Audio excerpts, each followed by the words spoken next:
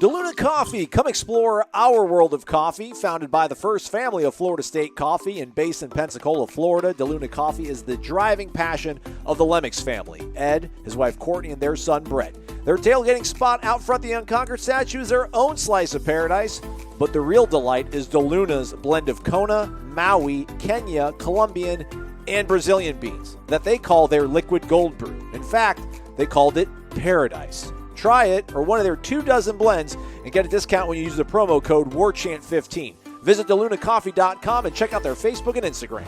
From Tally to Cali, it's time to wake up. Wake up! Wake up! WarChant.com is your ultimate Seminole sports source. And this is Wake Up Warchant, fueled by DeLuna Coffee. Coffee's for closers only. Now here's WarChant.com's Aslan Hutchavandi and Corey Clark. It's the holiday season. The holiday season. So whoop-dee-doo. Wake up! What is up? It is Wake Up Warchant. It is fueled by DeLuna Coffee. DeLunaCoffee.com. Come explore our world of coffee. Use the promo code WARCHANT15, WARCHANT15 when you're over at DeLunaCoffee.com for a 15% discount on all the great coffees, gifts, and merch available on the website. Again, DeLunaCoffee.com. They're run, owned, operated by a trio, a triumvirate of fantastic Seminoles. Ed, why did I say Et? Ed, Courtney, and Brett. That's why, as combining Ed and Brett. It's not bread. No. It's Brett and Ed. It is. Correct. DeLunaCoffee.com. Love you guys. WarChant.com, your ultimate Seminole sports source. Promo code WARCHANT30 for a 30-day free trial, which you should be using right now, everybody. That early sign day starts Wednesday. We'll have Michael Langston on here on the second half of the show to break down the recruiting weekend that was. Heck, the recruiting week that was. They had some grad transfers on campus. Well, Friday. Yeah, Friday's technically the weekend for a lot of us. Corey Clark, is Friday your weekend usually? Yeah. Well, fall. Saturday's our busiest day, but, now that the season is over, it feels like a real weekend. I know, it's amazing. Incredible. Almost feels like I'm stealing money from the till. Not just putting the nose to the grindstone, but right. Wednesday the rent will come due. And we'll you ain't lying. We're going to blow that out for you, everybody. Don't forget signing day central, warchant.com, live here on YouTube, starting at 8 o'clock in the morning. We'll take you live from 8 a.m. to 3 p.m. Michael Langston, myself, Jeff Cameron, Tom Lang.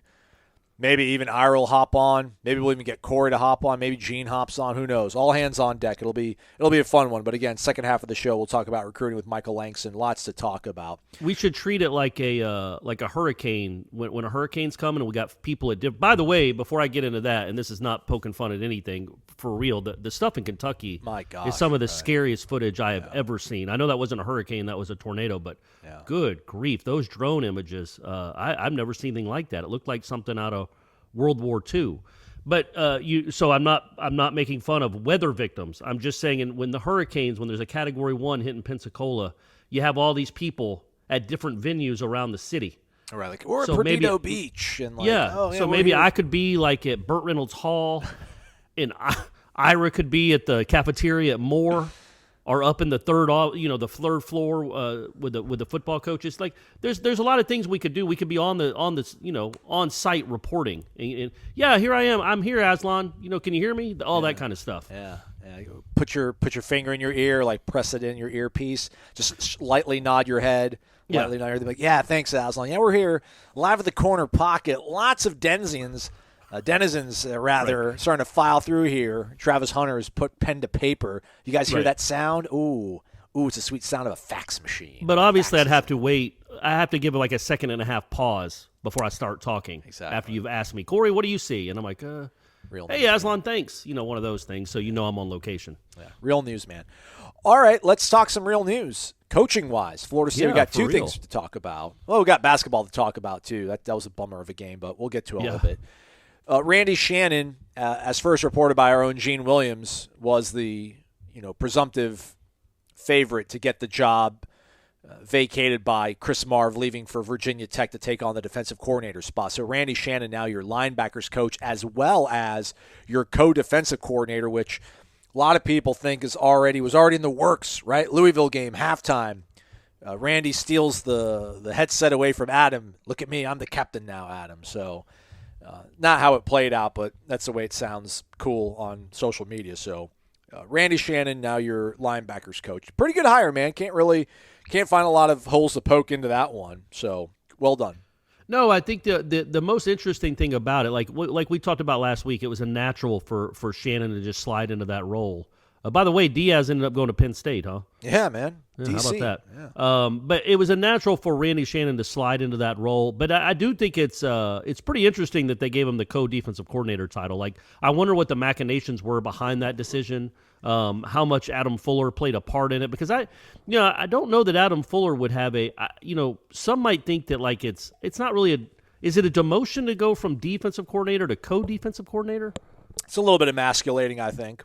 You think so? Because the pay's the same, and you're still co-defensive coordinator. But I would think also I still get paid the same amount of money. We hired Tom Lang. That was a bit emasculating. Oh, you were emasculated by that. I didn't know that. We never talked about that. I guess we should have. Should have been on the sofa. I'm sorry, man. No, but you're kidding. doing all right now, or it was only good. 3 or 4 months ago. Try to get through it. Okay, good. But like number one, I think it says something about Adam Fuller. Like I don't know what leverage did he have? Could he have said no? Yeah. I'm not. Okay, well then you're not. How about you're just not you're not coordinator at all? I think that might be something they could have gone with. But also, I don't think it would have come to that. I think.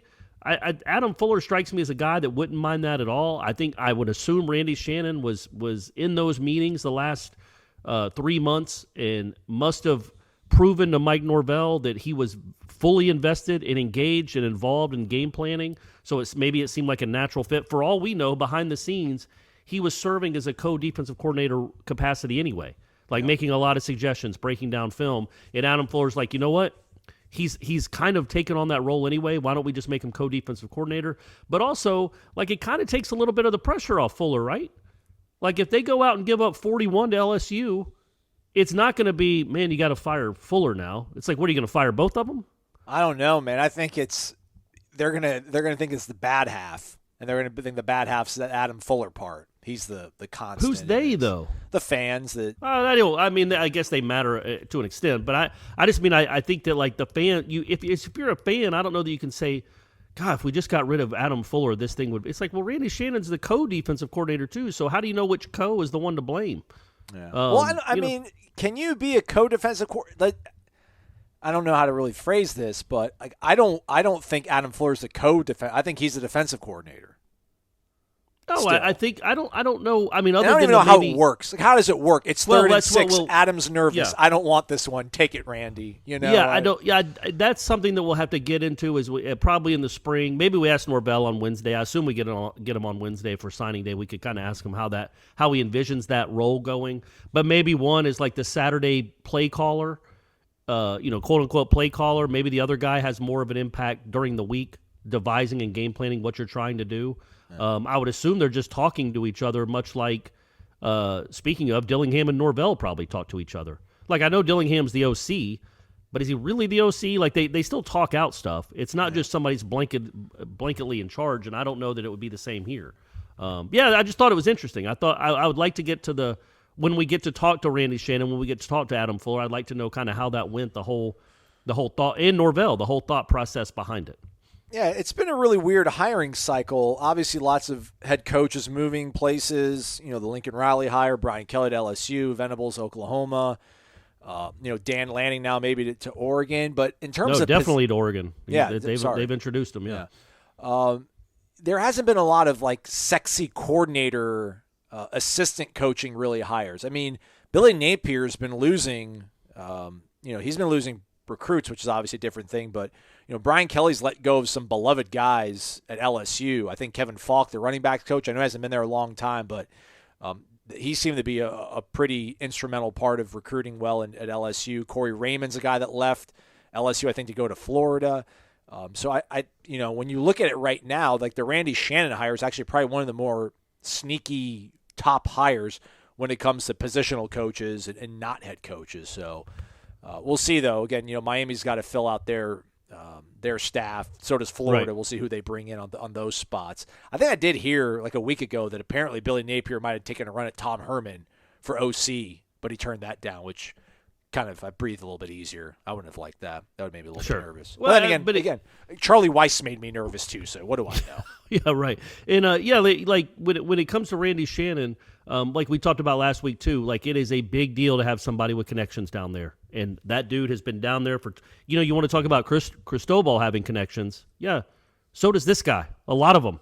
And now he's your DC. He's not just, so when you're going into Miami to try to recruit, a 4-star, a 5-star DB, you're not just, or a linebacker, you're not just sending in a position coach, you're sending in a defensive coordinator with real ties to that area. I mean, he played there in the mid-'80s, right? Yeah. He played against Odell, so you're talking about, and he was there till, late, 2012? He won one with Dennis Erickson, so like late 80s, early 90s. Yeah, so he was there for 20 to 25 years, and was the head coach there. So he's got ties in that area. He knows. Wait, you're talking about Randy or Mario? I'm sorry, Randy. I'm talking about Randy. You're right, Randy. Played with Odell. I apologize. I'll stop talking. No worries. So that is a big deal too. I'm not saying they just did that. They gave him that title specifically to show recruits, but it doesn't hurt to say this guy isn't just a position coach. He's our co-defensive coordinator. And he's got connections, and you can trust him. Your high school coach trusts him. Your high school coach might have played with him. So that's I do think that stuff matters. I think that has a lot to do with getting him on staff. I think overall it is I think it could be a great addition. I guess we can't say for sure until we see how it plays out. But I think it could be a great addition to have somebody with that name, that pedigree, those ties on your. I mean, it's just. Take the co-defensive coordinator part out of it. Just say Fuller stays the defensive coordinator. And I'm not doing that. You replace Chris Marv with Randy Shannon. Meanwhile, I feel like that's a pretty significant part of the step Norvell up tree. In what maybe Kirby the talent and Mike he can need to bring, meet between Athens and Tallahassee and duke it out over who gets to claim him as part of their coaching tree. We'll see how it all shakes out. But nonetheless, well, I think that's Norvell. That's Norvell, right? Norvell gave him his first real break, right? Yeah, I say you go Norvell right there. I think he's been at Georgia longer. But is that true? Okay. Pretty sure. All right. But anyhow, Dan Lanning, who was rumored to be the top coordinator pick for Mike Norvell when he got the job at Tallahassee in 2020, but he decided to stick it out over there in Georgia. He was at Memphis for 2 seasons, 16 and 17, and then he's been at Georgia since. Has accepted the head coaching job at Oregon. Shout out to whoever works for the AJC, the Atlanta Journal-Constitution, who reported this on Friday and got pushback from all corners of the Twitter sphere about, I heard he's a candidate, but he's not been hired. Let's pump the brakes, AJC. So shout out to the old gray lady of newspapers delivering some factual news. But Dan Lanning, hired at Oregon as a head coach. Some rumors. I don't want to call him. I mean, what's the difference between a rumor and a report? I don't know. We could probably do a whole podcast on that. But Bruce Feldman of The Athletic reported that Kenny Dillingham is a target, potential candidate for the OC job at Oregon. My brother texted me. He's like, that's not true, is it? I'm like, yeah. He's like, what, are they going to give him a big raise? I'm like, probably. Because, I don't know. I don't want to get this whole lateral move. Was this better? Is that better? I would imagine Oregon does have more money to throw at him. Like, do you take that to go live in Oregon? No offense to our friends in Oregon. I'm for Floridian. I'd rather live in Florida than live in Oregon. It passes the smell test. Bruce knows what's going on. I mean, Lanning and Kenny work together, and I guess they just want to make this thing, like junior varsity. I mean, God, they're so young, these guys. I feel like such just an unaccomplished loser. Lanning's 35, head football coach, millions of dollars. Yeah, it's crazy. And Dillingham's, 27, 28?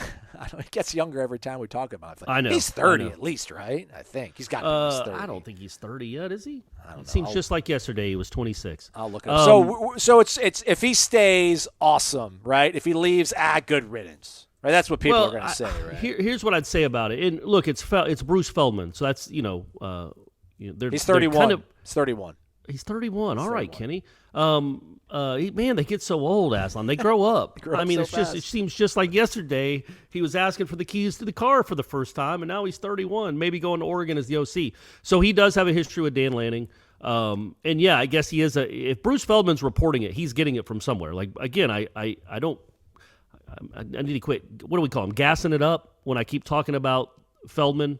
As far as being like somewhat trustworthy and connected. But he is. So that didn't come out of nowhere. That's not just a random thought. He heard that from somebody. My thought would be, I don't know, and maybe he takes it, maybe he doesn't. I don't know how you sell that to Oregon. Like, so Oregon's taken, Dan Lanning clearly wasn't their first choice. The Cal coach turned him down. Probably other people turned him down. What? He went and, Justin Wilcox, that's his alma mater. He turned down Oregon? Yeah, according to Twitter, according to what I saw on Twitter. Unbelievable. So you go get a defensive coordinator who has a great resume, sure, but he's also the defensive coordinator for Kirby Smart. So you know how involved is he really? And you can learn from osmosis, and I'm not trying to diminish what Dan Lanning means to the University of Georgia, but it's Kirby's defense. It's Kirby's defense that he brought over from Saban. And Dan Lanning has helped, I'm sure. He alters it. I'm sure he game plans, but it's still Kirby's defense. So you're hiring a guy. It's not like it's not like Mickey Andrews, where Mickey Andrews just had that's his defense. That it's his baby. Or the guy at Notre Dame, Freeman. That was his defense. Or Venables. Yeah, exactly right. This isn't that. This isn't, this is, Venables and Dabo is quite a different connection than, Dan Lanning and Kirby Smart. So you're hiring a guy that's never been a head coach, and you're not sure how involved he is with the defense. So you're going to bring him over and say, okay, he's going to make our defense immediately better. He has all the makings. He's young. He might end up being a great head coach. He has all the makings of being the head coach we want. Okay, fine. But he's got to get it right on offense because he's not an offensive guy. So you've got to go get a guy that runs the offense. It's all his. It's his baby. He's the head coach of the offense, essentially, is whoever you're hiring. And you're going to tell Oregon that your defensive-minded head coach, the one that doesn't have any head coaching experience, he's defensive-minded, you're going to hire the OC at Florida State. And the Oregon fans, the donors, are going to be like, okay, the Florida State OC? All right, well, how'd they do this year in offense? Oh, they were 71st. What? How were they last year? Oh, they were 88th. How do you sell that? Yeah. Look, Kenny Dillingham might be a whiz kid. He might be a whiz man. I mean, man's 31 now. He's in his 30s. But that's what gave me pause. Is like I just don't know how if he was going to run somebody else's offense, like if Brian Kelly had hired him, like all right, well it's Brian Kelly's offense. Well, this isn't that. It's his baby. He's going to be in charge of the offense at Oregon.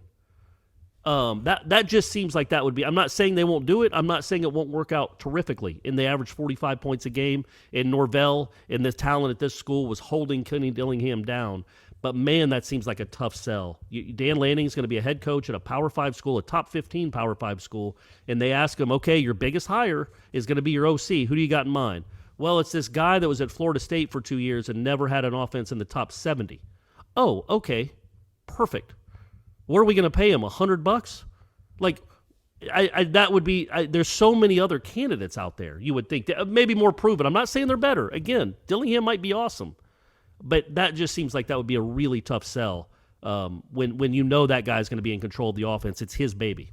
That makes sense. He was at Alabama. He was at Auburn when they beat Alabama. Jordan Travis broke the Florida State single-season record for rushing yards as a quarterback. Dillingham's had 7 of his players selected in the last 3 NFL drafts. He's coached 7 all-conference guys, a first-team All-American, 3 freshman All-Americans. Imagine or the bio of whoever the Oregon OC was. Probably a little bit better than that, right? The guy they just lost, Joe Moorhead. Yeah. I mean, Joe Moorhead's. He's coordinated some good offense, but he flamed out as a head coach. Yeah, no, I know. If you read any of these guys' bios, you can convince yourself. You can squint at it and be like, yeah, Florida State was nothing without that quarterback, and this guy was the one that picked them out of it all. He figured it out. Sure seems that way. That's a hard sell. It's not an impossible sell, and they might do it. I mean, he's the head coach. If Dan Lanning trusts him to – they hired him for a reason, so if he's trusted to be the head coach, I guess he's trusted on personnel matters. Hey, my Uber Eats is here. Conspiracy Aslan, what if – and I don't know, man. I would think Kenny probably has mutual – maybe he's fine with it, like, hey, man, go ahead, use me. Maybe this is you throw that name out to set expectations. And then because Kenny's like, man, I'm fine in Tallahassee. I ain't going to come. But, hey, brother, like if you want to help me get a raise, if you want to help set yourself up for success as well, and then you can get Joe Brady, and everyone's going to be like, oh, thank God you got Joe Brady, who apparently wants to stay in the NFL. Maybe it's just kind of that name is floating out there just so that's sort of the expectation set, and then you can come in, under promise, over deliver. Like, never mind, I'm going to get a guy that's, the 31st total offense OC instead of him. I mean, listen, I don't know if it makes sense for Kenny to leave here to go to Oregon unless he's going to make substantially more money. But like, it makes sense, I think, for Dan Lanning to maybe go after him, unless he's going to be like Willie and just kind of defers to Phil Knight and be like, hey, man, I trust you guys. Find me a good offensive coordinator. You know, you guys did it right last time. You find Mario Cristobal, and look what he's done. I trust you guys. I'll bring in my own defensive guy because they'll be just a coach in name. I'm going to coordinate the defense. But, yeah, Phil, I trust you, man, whatever you want to do. So, I mean, I hate to kind of straddle the fence on this. I would be surprised if he takes the job, Kenny, but I wouldn't begrudge him. But I would think to your point, though, it's risky. It's absolutely risky. I couldn't imagine if they would have fired Adam Fuller a week ago and then hired somebody that was 10 spots ahead of Florida State in total defense. Like, for that? Really? Yeah. You know? Yeah. So. And again, we're not blaming. It's not like, you know, we've talked about it ad nauseum about the problems and issues and things he had to deal with on that side of the ball. It's not a ton of talent over there. So it's not like he's the 71st best of mind in the country. We don't know what he is. It would have been interesting. It would be interesting to see what he does this next year when he's, you know, theoretically going to have more talent and a lot more experience, what that will look like. But yeah, man, it's, you know, I don't know, you know, I don't know why you would do it either, other than like it's your baby, like you call all the shots. Like that could be appealing probably. Like Norvell is an offensive guy. And if you go to Oregon, especially working for Dan Lanning, it's yours. Like it's all you. Every decision is yours. Every decision on the quarterback, every decision on everything is yours. So that Reese might be appealing. Tommy Reese said on the Rosillo podcast that that's a large reason why I ended up staying at Notre Dame and not going to LSU and following Brian Kelly. Just that it's finally all his. Yeah, so that could be appealing. Like if Dan Lanning promises him that's fine. I just, again, I don't, and I'm not saying it wouldn't be a big loss for Florida State. I have no idea. I would be surprised because you thought like Norvell and Dillingham were boys and they've done all this together. He left Auburn for Florida State, which seems like a lateral move. So then why leave Florida State? Your guy, the guy that gave you the shot to be an OC, why would you leave him to go be OC somewhere else at a Power 5 school? Well, the Auburn to Florida. Well, again, man, I need to stop saying to your point because you never say to your point to me, which hurts. This is a whole just me venting today. Right, show. It is, man. It is. Let's get it all out there and let's move on. I went out and grabbed a drink with a girl, a young lady, and I mean it's not going anywhere. It's fine. What does that mean? Already? Was it just one date? Well, it's anyhow. We talk so much about football. About Brady. We can't talk a little bit about your dating life. I'm going to get to it real use quick. Names. She's not emotionally available, so she's available in other aspects of her life, which I'm here to help out with. Okay, but she did say, "Hey, everyone, it was my fault for asking. Yeah, I apologize. I tried I didn't want to go down the road. I know it's my fault." She read the. She's like, "Oh, so you do a podcast?" I told her to do a podcast, and she read the reviews. And she said something about like, oh yeah, I read some of the reviews. I'm like, you probably shouldn't. I'm like, I'm not very popular. She's like, yeah. She's like, a lot of people don't like you, huh? I'm like, yeah. But hey, man, pity pie is pie nonetheless. I stay with it. Oh boy, I stay with it. All right. But yeah, so leaving Auburn to come to Florida State made sense, even beyond the personal connection between Kenny and Mike, because I'm not calling plays. He wasn't calling plays at Auburn. Gus does this whole roller coaster where he's like, I need to delegate. No, I need to take control. Yeah. So he wasn't calling plays. Come to Florida State. Hey, man, I'll let you call plays. And then the next step is you call plays and you run and everything is yours on offense. And it's not right now at Florida State. And you maybe make some more money. I mean, I don't know if you need a fresh slate. I don't think Mike has soured on him. Maybe some fans have soured on Kenny. I think ultimately a lot of people are hoping he doesn't leave, so I don't think people are ready to pack up and let him leave. But it makes sense in that sort of progression because, go to Oregon. It's your whole show. There isn't any sort of understood or implied conflict or credit is being divvied up. It's all you. So if you go to Oregon – but then they got a high floor though. If you go to Oregon, you don't win 9 games in a full 12-game season, and the offense is like sluggish. Like not only will you fall out of favor with that fan base, I think nationally your brand, you personally will lose a bit of your luster. At least at Tallahassee right now, there is the whole still rebuilding, bad culture, flushing it all out, and you can point to some things that you've done with Jordan Travis that have been positive. So you stick around, you win 10 games in 2022 here with Florida State, beat an LSU, beat a Clemson. Maybe you can actually get a pretty good head coaching job. Yeah, that's asking a lot, though. To win not 10 games. But if they go from 71st to 30, that's a big deal too. But yeah, man, we'll see. We never know all the ins and outs of hires and decisions by coordinators and decisions by head coaches. I'm not going to say it would be a devastating loss because we just haven't seen enough in 2 years to think that it would be, or to know for sure that it would be. I think he's a bright dude, and I think he knows what he's doing. I think he needs a little more groceries to cook with, and he hasn't gotten them yet. Maybe he thinks he'd get those at Oregon too, but you're right, he'd have complete autonomy. And that is appealing for a lot of people, like we've talked about. So we'll see what happens. I don't know that it would unlike, and maybe I should knock on wood here, unlike when the OC left to become the UMass head coach 3 years ago, I don't think losing Dillingham would cripple the program. Would cripple the recruiting efforts.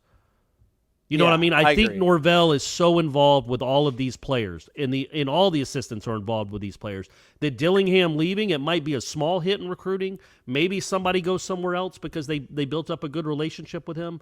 But I don't know that it would be like an implosion and you'd lose 2 or 3 or 4 or 5 kids like seemed to happen, or just not get kids that you were in on because of Dillingham. I could be wrong, though. We'll see. He was on Sunday afternoon. We had Austin Cox was out there, Michael Langston was out there at Moore because it was such a big recruiting weekend, and Kenny Dillingham was out there recruiting. It's such a weird, it's just weird, right? It's weird that was it Brian Kelly? Yeah, he was recruiting. House, yeah. Tommy Reese was with them. Tommy Reese was with them on the plane and everything, leaving. Yeah, it was crazy. So he was the Notre Dame head coach recruiting for Notre Dame, and he had taken the LSU job or was about to. It's just they do need to fix the early signing date. Yeah. Either move it to August, yes, or move it back to just where it was, because this is crazy. This is crazy to be so early, and all these guys are leaving with a week until signing day. Yeah. So Oregon just got its head coach, just officially named its head coach on Sunday. Signing day's 3 days from now. He had what relationship would Dan Lanning have with anybody on that Oregon recruit list? How many is Georgia recruiting against Oregon? Probably not. You're not committing to the coach or committing to the school, right? Yeah, right? Yeah. Wrong. So yeah, that's going to be interesting to see how Oregon does. And yeah, we'll play. It's that time of the year. It's like this every year now for the rest of our lives. So I would hope that Kenny stays. I like the guy, and I'd like to see him with a little more talent to see what he could do. But yeah, I get it if he doesn't. One thing here before we go to hoops, and then we'll bring on Michael Langston again. Not again, but as I mentioned at the top of the show, not a lot of names out there right now because it's not an official thing. Obviously, it's just one report from one reporter. Other than the usual name, like a Chip Long, although that wouldn't happen because I think Georgia Tech just threw a whole bunch of money at him to leave Tulane, which he's gonna make $800,000. Chip Long, who was OC for Norvell for a year or two at Memphis, then he went to Notre Dame, and then I think ended up at Tulane after that. But they just threw him. Good? He was the next best thing at Memphis. That brought a lot of kudos to Mike Norvell for finding Chip Long and letting him do his thing. And then what did he do at Tulane? Not that good. Was he the head coach at Tulane? No. OC. So why did he leave Memphis for Tulane? He went to Notre Dame. He left Memphis for Notre Dame. Okay, then after Notre Dame, so then they elevated Tommy Reese. I think they made a playoff. I think they made the playoff where they lost to Clemson. I think he was the OC for that team. So now he's at Georgia Tech? Yes. And they just. Well, I would say this, money or not, I wouldn't understand. If it came open, how do you stay at Georgia Tech? That guy's going to be fired next year unless something incredible happens, unless Chip Long is part of the turnaround. I think you immediately, Norvell, if he likes the guy, he might not have, but if he likes the guy and thinks he's good, I don't think Georgia Tech is a blockade to get somebody to Florida State. That program is was horrible at the end of the year. They've lost all their players. All their good players have transferred out. They're not recruiting at any sort of level at all. I don't know, even if Florida State says we're going to pay you $100,000 less than Georgia Tech's going to pay you, the stability of being the OC at Florida State right now with the crew that's coming in and the crew that's here is a lot better than what they got at Georgia Tech, because I think that guy's going to be fired next year if he doesn't turn it around, because they were awful this season. Yeah, no, I'm with you. I mean, Tashard Choice, their running backs coach, bailed to go to Southern Cal, work for Lincoln Riley. Yeah. And that's his alma mater, Georgia Tech. Yeah. But Brent Key, who was an offensive line coach at Alabama that he somehow plucked away, ended up signing a contract. I think he re-upped. He signed an extension, which is I would have Okay. Right. I'd hop off the boat there in Atlanta. At Georgia Tech, not the city of Atlanta. We love the city of Atlanta on the show. Exactly right. And the Falcons got a huge win on Sunday. Go. I didn't beat the Panthers. There we go. I didn't click on the link, but somebody, obviously Alex Atkins has been an offensive coordinator before. He was at Charlotte. I wonder how would that work? Is that a legitimate sort of option? If Mike wants to be an O-line coach and a coordinator, maybe don't call plays. Maybe Mike takes play calling back. But I don't think he would want to. He seems very kind of comfortable with how he coaches in game and how that works. So I wouldn't assume that's it could be an option maybe. Maybe Alex Atkins is your OC and there's some other offensive line coach out there that they really like and they bring that dude in. I think they really like Atkins and what he does. And I do. I don't think you could. I guess I'm sure it's happened before. I can't think of anything off the top of my head where an offensive line coach is also the OC. It's so you're working with three different positions. You're working with 5 guys, really 8 to 10 guys, and then also on top of that, you got to devise a game plan and then call plays. So you can't watch Atkins on the sidelines during a game. All he does is talk to those O linemen. That's all he does, and he's talking to them and coaching nonstop. Could he still be doing that when he's like, all right, man, when we get the ball back at the 20, what's my first play call? That would be. Would he be up in the box? That would be pretty remarkable if that happened. Yeah, but I'm not saying it couldn't. I'm not saying it couldn't. He has been an OC before, so you have one on staff. So maybe you could go get an O-line coach, and you could have co-offensive coordinator. Just make everything. You co-O-line coaches, co-special teams coaches. Come on, co-head coaches. Very democratic process. Well, again. Pretty good network of. Listen, the defensive coordinator he hired at Memphis is now a head football coach at Oregon. Pretty good. Yeah. We all like Alex Atkins. A lot of us have turned the corner and come around and warmed up to Adam Fuller. Mm-hmm. So no reason to think that if Kenny were to leave for Oregon that this would set the program back minimum, and then the fact that he wouldn't be able to get somebody equally as gifted, maybe better, is definitely a pragmatic possible. What if Lanning was doing Dillingham a favor? Maybe he did something. Maybe Dillingham and Lanning went out on the town one night in Memphis and got into some stuff. Get him a raise. No, but I'm saying they got into some stuff that nobody ever needs to hear about. Okay. And Dillingham did some things to help Lanning out. And then when Lanning gets the job at Oregon, Dillingham's like, look, man, I know you're going to get a big time proven OC. We've got a kid that we really need to get, and we're right on the hook. It's between us and Miami. It's 50-50. He doesn't quite believe that I'm a great offensive mind. So if you threw my name out there that you're considering me to be the Oregon OC, just throw it out there. Just tell Feldman that. Then I can just tweet him that. See, I'm wanted. People like me. Maybe that's something he's thinking about, man. Maybe it goes back to their days in Memphis and Lanning, he's just giving him a help with like Kevin Coleman or somebody, or one of these portal guys. I like it. That could be something. You need to get into crisis management, Corey, because not that they're in a crisis right now, but that's just an absolutely well articulated backstory. That's the absolutely most positive, uplifting win-win for everybody involved.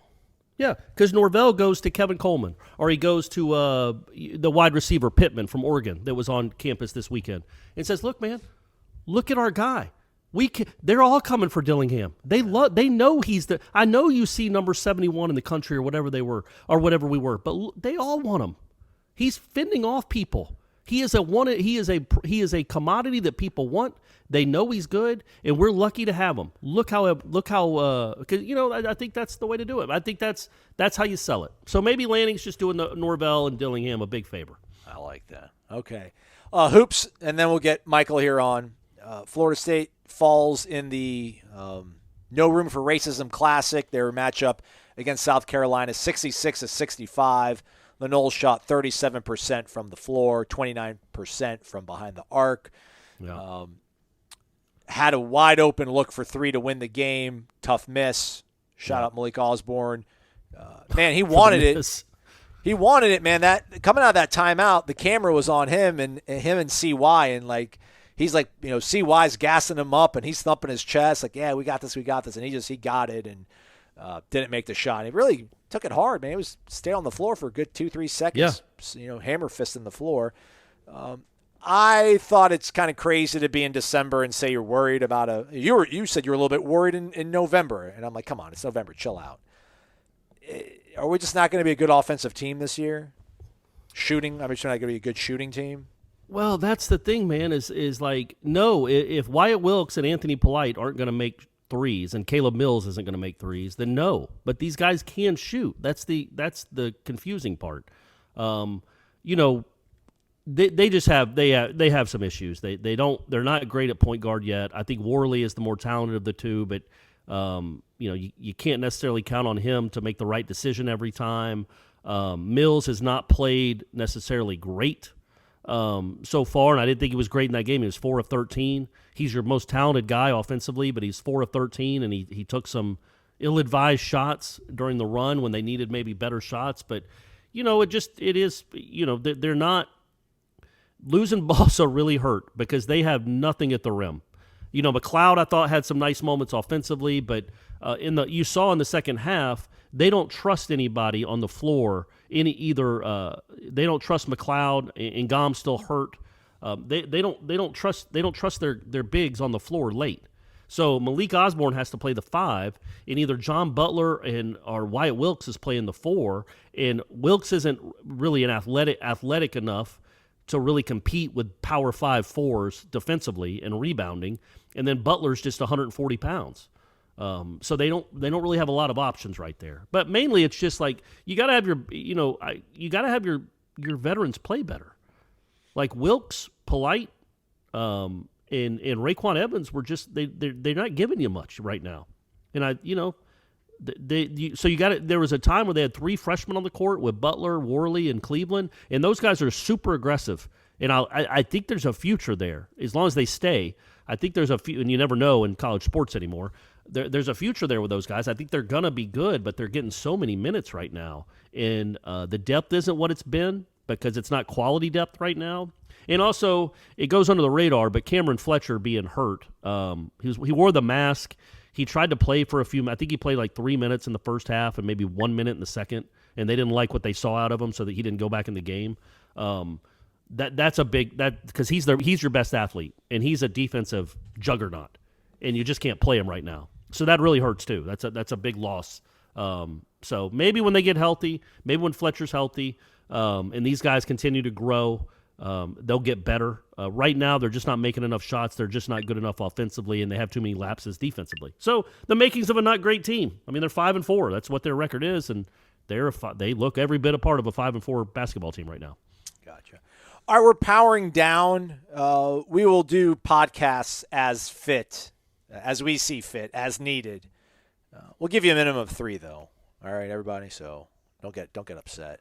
But I feel like we might be busy this week too, Corey. Who knows? Maybe new OC. Yeah, we might have some stuff to talk about. Yeah. Yeah. Might need to do some sort of pre-signing day preview. Although by the time you listen to this on Wednesday morning, it's going to be rolling out. So, but we'll do something live probably. Maybe Thursday. Maybe Corey won. Maybe Corey and Gene won.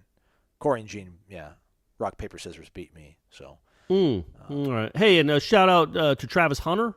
Won a state championship. Yep. I think he had 10 catches for 150 yards.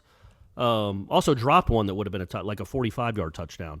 But yeah, just I think that had to be. Yeah, that's Collins Hill's first ever state championship in football. So that's cool. That's a really cool accomplishment. And I think they're 2 or 3 in the country. Which again, this isn't. for the people that don't know, this isn't like an IMG or one of those schools. This isn't a school that typically recruits. It's like 6 miles from Buford High School. And if you know anything about Buford High School, which also won another state championship up there in Georgia, they get anybody they want from Gwinnett County typically. So this isn't one of those schools that just gets the best players in the area. It's a public school, and it won its first ever state championship and was like number 2 or number 3 in the country. So kudos to Travis Hunter. Hopefully it's not the last championship you win, buddy. Know what I'm saying? Why would you leave that, Kenny? Why would you leave a guy that can just throw a 3-yard curl to that's going to bust it for 15? Yeah, where are you going to go? And who's your quarterback? Who is their quarterback? Is it still the Brown kid from Boston College? I hope not, dude. That we DeAndre Francois beat him. Yeah, that's what I'm saying. Like, I can't imagine. You're going to leave Jay Trav? All the money you're giving Jay Trav because you buy every single shirt and hat he has in stock? Are you going to take those with you to Oregon? Come on, buddy. You love Jay Trav. You want to coach him for another 2 years. Oh, man. All right, Michael Langston talking recruiting coming up right after this. Michael's here to talk recruiting. Michael, so much to talk about, so let's try to kind of break it up into, nice little doses for everybody. Let's talk first about the transfer market in terms of guys that had on campus this past weekend that are not grad transfer, but just, dudes in the portal. Micah Pittman's a guy. My dude from Albany, which I saw a photo of him, and I'm like, good grief, that's a kid in Albany High School, Georgia. But no, he's for the Albany Great Danes. Who did Florida State have on campus this weekend in terms of the transfer market, and how do you think they enjoyed their visit in Tallahassee?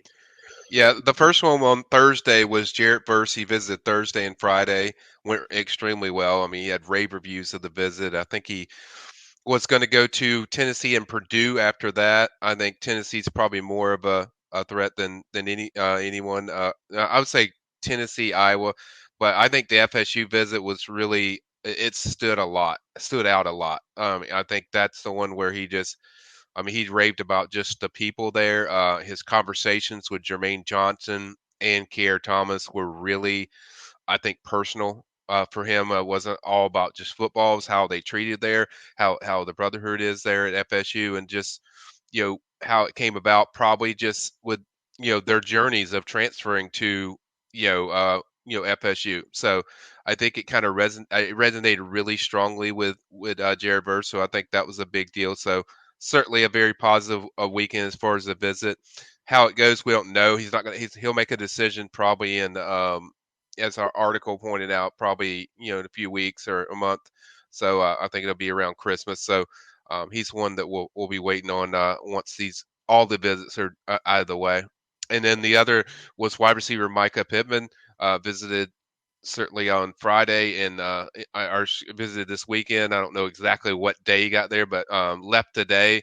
Had a really good time, really good visit. I think he really talked up about, the priority that FSU's made him from the start. I think there's schools that have shown interest, but I think with FSU, I think they made it clear, like, hey, you're our dude, you're our priority. I mean, he's the one receiver they brought in from the transfer portal. They had opportunities to bring in other receivers like, Tyrese Chambers that we covered, Joshua Moore, but those visits didn't happen. I think FSU wasn't ready to just go full throttle in there. So I think Micah's the guy that they really locked in on. And I think just showing him how what they do, and just what the culture and the feeling is like about, from all the football activities to the different things you'll see at Florida State, and just the different ways that, the amount of ways that they want to get playmakers the ball, I think was certainly a big deal in this visit this weekend. And certainly he said afterwards, he's like, I think FSU's in a good spot with me. Now he still does have, I think he wants to take a visit to Texas A&M for official, and then after that, I think he'll probably make a decision. He also visited Arizona State, but he seemed to really talk a lot about how FSU made him a priority from the start, and that was a big deal. And right when he hit the portal, they were on him. So I think it was certainly a very positive visit weekend with Micah Pittman, even though we're gonna have to wait a little bit for that decision. Gotcha. I know you're obviously at Moore Center. We can tell by your voice you're probably out there all day talking and dealing with the elements and stuff. He's another guy that you said might not be an urgent sort of decision, but there's some rumblings possibly about maybe Oregon making a run after Kenny Dillingham. How much of a factor do you think that could be with Micah Pittman, or do you think there's other guys on staff that are making sure they don't get Walt Belled Sam Howell, I guess, this time around. Well, I think it's a big deal because Micah and Dillingham are connected. That's where the relationship started. I think Dillingham knew him from when he was where Michael was from. So certainly, if that happened, the chances of FSU getting him are probably not high, I would say. Even though I think he likes Dugans a lot, I think Norvell, there's some relationship there as well. It's not totally a Walt Bell situation, but there's no secret that Dillingham is the guy and the go-to guy. So certainly, if Dillingham doesn't come, it will certainly impact guys that Dillingham recruits, like Kevin Coleman, Javante Barnes, those kind of guys that he has a really influence as far as he's leading the charge as far as recruiting. So it's not saying that they won't come here, but it certainly lessens the chances, a good bit if Dillingham does depart. But with Pittman, I think it would hurt their chances. All right, let's move now then to the prep ranks. This is where you have to really truly build your program. You can get things back in on the rails here with the transfer market, but you got to build from within. You got to build it grassroots wise. Let's start with the offense then, Michael. No one bigger, literally and figuratively, than Julian Armella being on campus this past weekend. What do we know from the big guy, the FSU legacy? Yeah, as I pointed out going into this visit, we did a really good story on Julian before this visit happened, and I said this visit's and Julian, said this. It's about how mom feels about the visit, because I think Julian is totally sold on FSU, and our Austin Cox got the story on him. I don't know if it's up on Warchant yet, but supposed to be up. I would say eventually, but they knocked it out of the park with mom. She was blown away. She loved everything. She loved just seeing just how much of a priority her son is, both on a football field and away from the football field. That, hey, my baby's going to be taken care of if he comes here.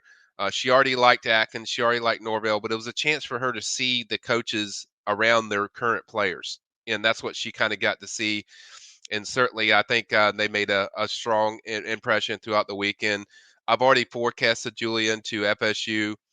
Just feel even stronger. That there's a good chance I think it'll be FSU when he does make a decision on December 15th. But I think the main factor to take away from his visit was knocking it out with the mom, really just laying it on thick. And I think I saw her in different parts of the weekend when I'm at Moore, and there was never a time where she wasn't laughing and smiling. I mean, she was loving it. So, awesome. Like I said, we'll have a full story with Austin Cox soon, but certainly they accomplished everything I think they were looking for in that visit with Armella. Look at that, man. They're friends. Look at their BFFs. Like, hey, man, like, should I swipe left on this one or right on this one, Alex? Tell me, coach. You let me know, man. Great to see. Offensively, anybody else of note that was on campus this past weekend, Michael? I think that's probably the main one as far as on the offensive side of the ball. I think you had several defensive players, like defensive back Marquise Gilbert. I think FSU did a really good job in the visits. I think going into that visit for me with Gilbert, I think probably Auburn was the favorite going into that. I think FSU closed the gap some, but I don't think it's probably going to be enough. I think he'll probably make probably end up at Auburn from everything the feeling I get. But now the other DB that was probably even higher and more important is Isaiah Thomas. Isaiah Thomas from Niceville High School, Rivals 100 DB.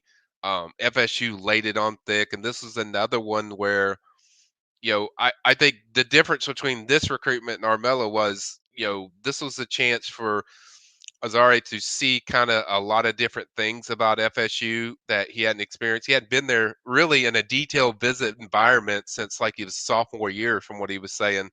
So he's visited before, but got to remember the COVID year, he was actually supposed to visit FSU, but you can't take visits. You can only look at the campus from the outside. So certainly you mentioned how massively different this was. And I think the main thing with him was, feeling that vibe and energy and connection to the FSU staff and just what they're going to do and how they're going to use them both on offense and defense. And I asked him after the visit, did you feel that? He's like, oh, most definitely. I felt it, and that was exactly what I was looking for. So they connected on both major kids that were high school kids that they had coming in this weekend of what exactly they wanted to accomplish, which is, hitting on the key points of getting making sure that Azare is very comfortable with what they're doing, where they're going, the vision of where they're going, and also just the different ways you're using. And then seeing him, I think, around other players. I think he spent a lot of time with Jarquez Macklin from transfer from Arkansas. I think they kind of mesh really well because their personalities are kind of the same. Whereas Azare's kind of laid back, and I think Quez, or as they call him on the team, Pac-Man. Uh, it was just a great connection with those two, where he went through, talked about things that they do there, the way it is at FSU, the culture it is, and I think he mentioned like energies like 100 times, it seemed. He's like, the energy was always there, and I think that really I think that really captivated him throughout the visit, that there was so much energy all the time, so much preparation, organization to what their plans are for him, and just the feeling and vibe there was really strong throughout the whole visit. And he's another one I have forecasted at FSU, and I think that's where he's going to pick when he makes his decision Wednesday. And I think another big deal, because coming this visit, he was kind of unsure if he was going to sign early or if he was going to sign late. The fact that he was emphatic about, hey, I'm deciding on Wednesday, I think that's a positive development for FSU, that he's sure that he's going to sign that early when FSU was the only visit he took. So I think that says a lot about the job they did, this weekend on Azare, and certainly not an easy job when you already consider they have Travis Hunter, they have Sam McCall. Those are two really good DBs, and you're bringing in another elite DB. So sometimes that doesn't always mesh, but I think with Azare, he's always loved competition, and I think they did a great job of showing how he would mix into the plans. What's the story with him, man? I feel like you were talking about him more than a year ago, and this is a name that I really haven't heard about until the last month and a half or so. Yeah, well, basically what happened was FSU stayed consistent with him. Obviously, this is when FSU was going through all the problems, and Jacksonville State lost, and looked just okay. They've got no shot. It's not going to happen. But FSU just stayed tight with him, and then all of a sudden, Oklahoma has a coaching change, LSU has a coaching change, Georgia Tech has changes within their staff on the defensive side of the ball. Florida has a change. I mean, these are all teams that were finalists for him. So once that's kind of opened the door, I think the other thing that helped FSU was their season. They went in that, beat Miami, beat North Carolina, had finished with a positive season as far as won at Boston College. They fell to Florida, but they still competed, and I think that's what really captivated to Azare too, because he saw where this vision was going. It wasn't just like you're telling somebody, hey, we're going to get there, but you're actually showing where the growth is going. Yeah, it's a long ways from a finished product of where Mike Norvell wants them to be, but I think Azare saw, just where that vision was going, and seeing it with his own eyes. And then today visiting, he kind of saw, what the plans are with him. So I think that's kind of how it opened up for FSU and Azare. And then real quick before we let you go, Michael, your thoughts on Randy Shannon being elevated to linebackers coach / co-defensive coordinator. I love it. I think he's one of the best linebacker coaches in the South. I mean, you look at what his resume is; it's been very good. He knows linebackers. He knows recruiting. Recruiting wise, that goes without saying. What he does in South Florida, he's got so much experience that you look for. I mean, you could go out there and really pound the pavement with other guys all around the country, and they probably wouldn't have the same experience of what Randy has. Will he be the home run hire? I don't know, but I mean, he's about as strong as it gets. I think when it comes to really solid experience, DC experience, co-defensive coordinator title, I think was pretty cool too, because I mean, it showed just how impactful he's helped as far as in that defense. So I think it's a big deal, and I think it's certainly really quickly lessens that blow of Coach Marv not being at FSU anymore, and I think it certainly is going to help FSU with both linebacker development and certainly in recruiting, which is unfortunately for Marv, that was a problem, just landing guys. I mean, at the end of the day, that's what recruiting is. I mean, doesn't matter how the results you get to that point, you have to land guys. And for Marv, it wasn't there consistently, and And with Shannon, we know he's going to be able to land guys. He's done it wherever he's been as far as getting top recruits. So I think it's a tremendous hire. All right. Let's let Michael get some rest because as you see on your screen, and I'm going to tell you to the folks that are listening on the podcast, a National Signing Day Live, the place to be is going to be warchant.com and Warchant TV. That's our YouTube channel. So subscribe, hit the thumbs up so you're connected and know what's going on throughout signing day. We will be live here on YouTube from 8 a.m. until 3 p.m. That's 7 hours of live coverage and analysis.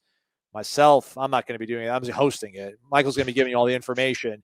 And then Jeff and Tom will take it from 1 to 3 o'clock. But it'll be very exciting.